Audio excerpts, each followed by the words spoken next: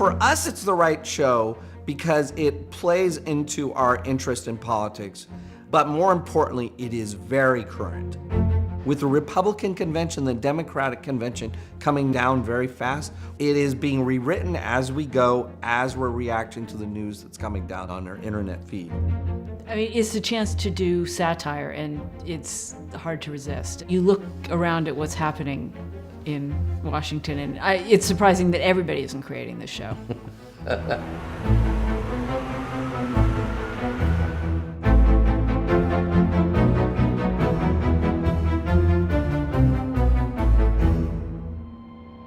Take Invasion of the Body Snatchers feel and bring it to what was going on in DC right now. And obviously that was done 2 years ago, but it couldn't be more current than is it, because either you watch this and Donald Trump will be president, where it will be very accurate, or Hillary Clinton will be president. We don't know at this point. The strange thing is it doesn't seem like there is a distance that is too far for the reality that we're now living. And so that is sort of the strange symbiosis between what this fictional world is and the reality that we're living in, is that they're almost inextractable from one another. But why write a novel when the country is going down the drain? When the American dream is under attack? Have you listened to Trump? I do think also people are obsessed with politics and this presidential race, but it's exhausting at the same time to keep thinking about the same things in the same way. And so there's a pleasure in being able to approach it from a different way and still think about it and yet appreciate different sides of it. Last week she was writing a novel, this week she's raving about Trump.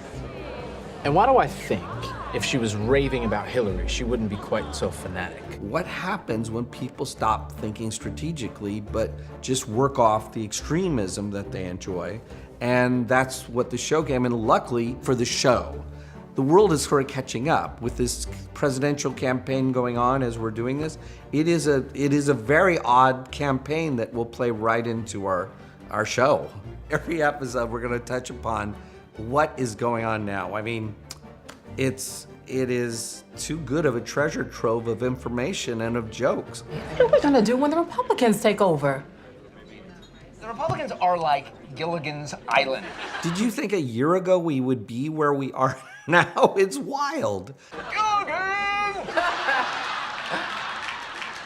I love the idea that we're really marrying this absurdity of our world in the sense of real live politics with a little bit of an edge. And I'm so fascinated every week when I get a script to find out where they're taking us. And they'll just layer in little bits of what's happening in the real world, and how if you just step back, you think, well, that is kind of weird that these things are happening, that the politicians are screaming at each other on television, that people aren't really communicating with each other. It's kind of amazing. We have a writer's room that loves politics, loves reading everything about politics from all political stripes. And there was always this sense that we should do this and that. And we said, no, that's too wild. And then 3 weeks later, it's in the newspaper. And we didn't really want to go there because we thought, no. Felt absurd. It felt a bit absurd. So we're in a very odd time. But what is a Democrat these days? What is a Republican? A brand. You ate Cheerios this morning, you'll eat wheat checks tomorrow.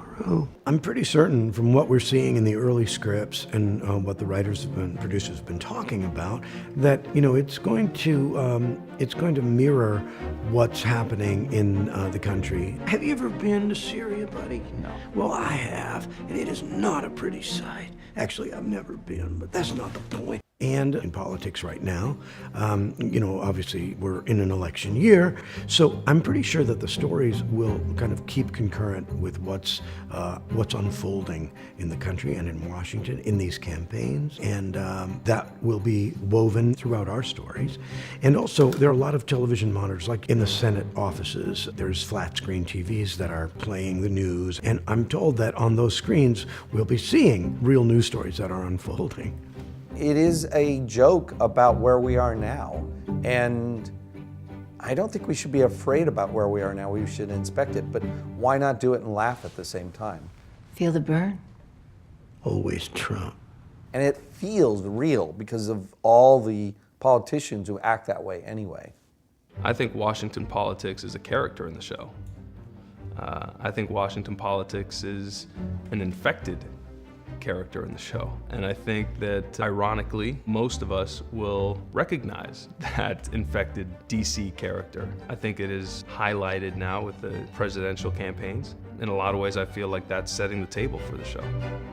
And so the Republicans have basically put a bullet in the head of the U.S. economy, refusing to even talk. They've been... Who else but the Democrats have given health care to the unproductive takers in our society? You know, it was interesting. When you see a science fiction movie or a TV show, it's the government usually hops right on it. They got scientists working, and it was just thinking, if in reality that would happen, it really kind of wouldn't work that way. There would be people who are days off, or there'd be a government shutdown. Bad things happen when things are already out of control. Paul Krugman, the great economist who writes for the New York Times, was saying, you know, one of the ways to bring any economy out of the doldrums is say that there's an alien invasion and we need to bring all their resources together to battle it.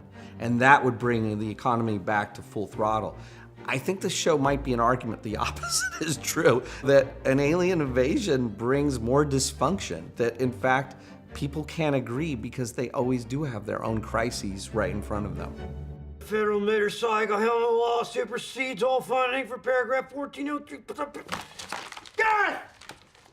I would say the Braindead's different in that most of the political shows treat politics with great respect and dignity. What Jon Stewart and Stephen Colbert used to do was mix up politics with stupid jokes. If you can get people laughing or having fun, they won't mind whatever you're doing or commenting on politics. And I think this show is just having fun mixing a genre that is a little disrespected and a genre that is wildly respected. And then the other thing, it really did feel for a while, and it still does, like politicians are losing their minds. The losing their mind actually happens in the show. Tony Shalhoub hits the side of his head and loses half his brain. So what we loved is the idea of playing off of those metaphors, losing your mind, harebrained, you know, only working with half a brain, and kind of showing, yeah, in this world, it's true. And that explains everything. I think bugs are eating people's brains and turning them stupid.